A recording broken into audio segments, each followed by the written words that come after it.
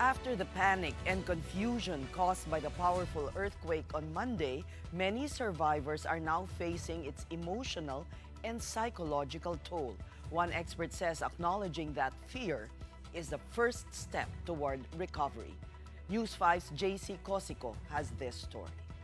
Ay, dapat gusto na po 101% para welcome gid kaayo ang atoang school year 2026-2027 again. Students and teachers of Safan Integrated School in Alabel, Sarangani were in the middle of their flag raising ceremony on Monday, June 8, when suddenly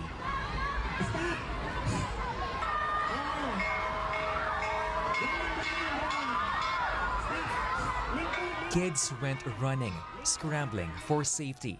The excitement for what's supposed to be the first day of classes turned into panic, confusion, and fear. The trigger, a magnitude 7.8 earthquake. Just pray. Oh my God! In Jesus' name. In Jesus' name. In Jesus' name. Oh my God, Lord! In Jesus' name.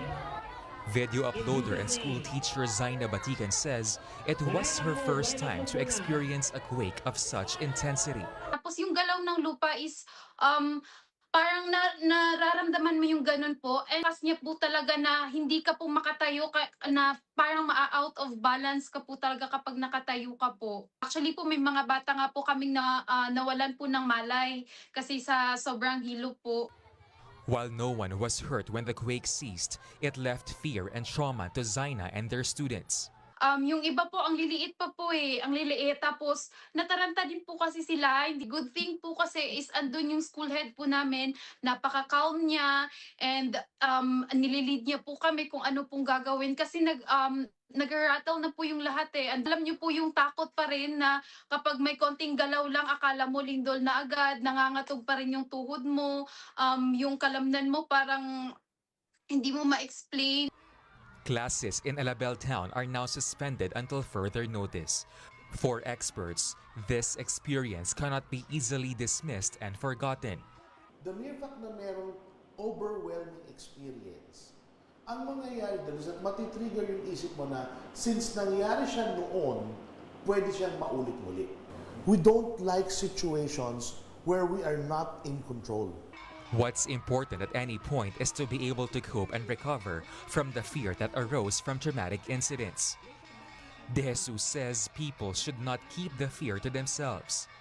So pag kunyari may nakakausap ka, may napaglalabasan ka ng nararamdaman mo, malaking bagay yun. Kasi ang nagagawa nun is that hindi muna naiipon yung tension sa sarili mo. Pag umapaw ka, you lose functionality, you lose the capability for effectiveness.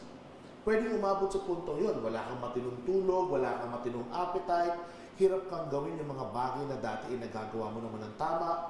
Parent support and reassurance can also help children with earthquake trauma. Una sa lahat, children will take their cue from their parents. So pag nakita mo na ang magulang mo ay napanghihinaan ng loob, pati ikaw panghihinaan ng loob. Pangalawa, the parent should allow the child to express. Ipakita mo sa bata that he or she is not alone.